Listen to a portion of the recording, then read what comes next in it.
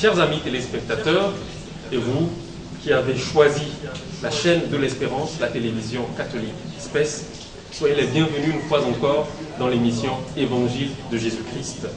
Aujourd'hui, mercredi 5 novembre 2014, l'Église nous propose un extrait de Saint Luc au chapitre 14, les versets 25 et 33. Je vous propose d'écouter. De grandes foules faisaient route avec Jésus. Il se retourna et leur dit : si quelqu'un vient à moi sans me préférer à son père, sa mère, ses enfants, ses frères et sœurs, et même à sa propre vie, il ne peut pas être mon disciple. Celui qui ne porte pas sa croix pour marcher derrière moi ne peut pas être mon disciple.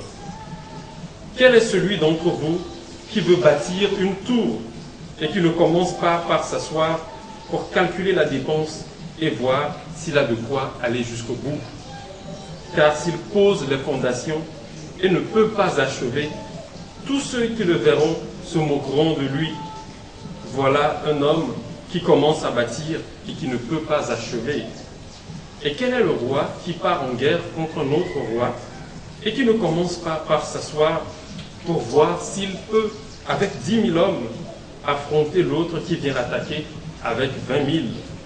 S'il ne le peut pas, il envoie, pendant que l'autre est encore loin, une délégation pour demander la paix. De même, celui d'entre vous qui ne renonce pas à tous ses biens ne peut pas être mon disciple. Acclamons la parole de Dieu. Louange à toi, Seigneur Jésus.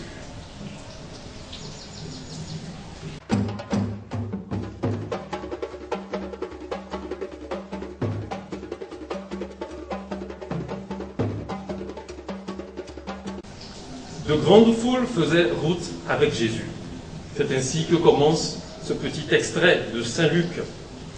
Et nous nous trouvons comme dans une atmosphère de campagne présidentielle. Nous qui sommes familiers de ces réalités-là, nous voyons de grandes foules rassemblées autour de Jésus, en train de le suivre. Probablement, ils devaient être en train de clamer, en train de chanter ses louanges. Eh bien, Jésus, contrairement à ce que ferait un candidat naturel à des élections, ne se met pas à vanter ce qu'il fera tout au long de son futur mandat. Eh bien non, il n'emploie pas de discours démagogique, il ne veut tromper personne, il pose les faits et les réalités. Carte sur table, pourrait-on dire. Si quelqu'un vient à moi sans me préférer à son père, sa mère, sa femme, ses enfants, ses frères et sœurs, et même à sa propre vie, il ne peut pas être mon disciple. Le discours peut paraître incisif, dur pour certains, et pourtant c'est le fait. Avant de suivre Jésus-Christ, il faut pouvoir être capable de tout cela. Et Jésus va même plus loin, comme pour dire à ceux qui viennent à sa suite que s'ils ne sont pas disposés à le faire, mieux vaut y renoncer tout de suite. Ce n'est pas pour nous faire peur, ce n'est pas pour nous fermer la porte, ce n'est pas pour nous dire « éloignez-vous de moi », pas du tout. C'est tout simplement pour nous inviter à être cohérents dans notre engagement à la suite de Jésus-Christ.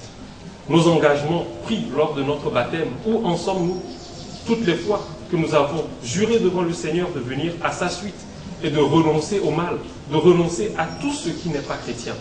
Qu'en faisons-nous? Eh bien, Jésus-Christ nous dit, celui qui ne porte pas sa croix de chrétien, ses souffrances de chaque jour, ses déchirements, ses choix lourds, celui qui ne porte pas tout cela pour marcher derrière moi ne peut pas être mon disciple. Et souvenons-nous que celui qui veut être le disciple du Christ doit être capable de tout abandonner, de renoncer à tout, jusqu'à sa propre vie. Jésus lui-même nous en a donné l'exemple. C'est ce qu'il a fait sur sa croix. Il a abandonné sa propre vie pour le salut du monde. Eh bien, celui qui veut venir à la suite de Jésus-Christ et qui n'est pas prêt à abandonner sa propre vie, à témoigner par le martyre suprême de Jésus-Christ qu'il a choisi, celui-là n'est pas encore prêt à suivre Jésus-Christ.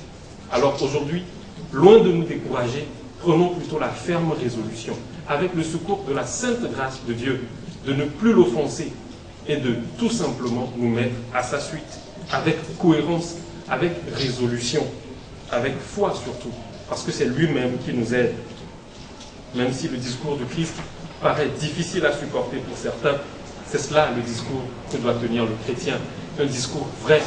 Jamais nous ne devons, pendant que nous annonçons l'Évangile à nos frères, dire quelque chose comme pour mitiger la parole du Christ. Nous n'avons pas le droit de feutrer l'enseignement de Jésus-Christ. L'enseignement pur du Maître, nous devons le servir tel que lui-même nous l'a servi. C'est cet enseignement-là qui touche les cœurs, c'est cet enseignement qui les change, qui les transforme, mais c'est surtout cet enseignement qui leur permet d'accéder au royaume des cieux. Le royaume des cieux souffle violence, et ce sont les violents qui s'en emparent. Tâchons pour notre part de nous faire violence à nous-mêmes, de supporter courageusement nos croix quotidiennes et de venir à la suite de Jésus-Christ. Amen.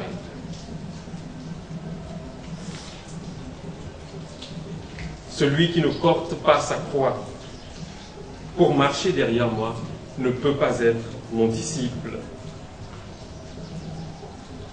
Si quelqu'un vient à moi sans me préférer à son père, sa mère, sa femme, ses enfants, ses frères et sœurs, et même à sa propre vie, il ne peut pas être mon disciple. Celui d'entre vous qui ne renonce pas à tous ses biens ne peut pas être mon disciple.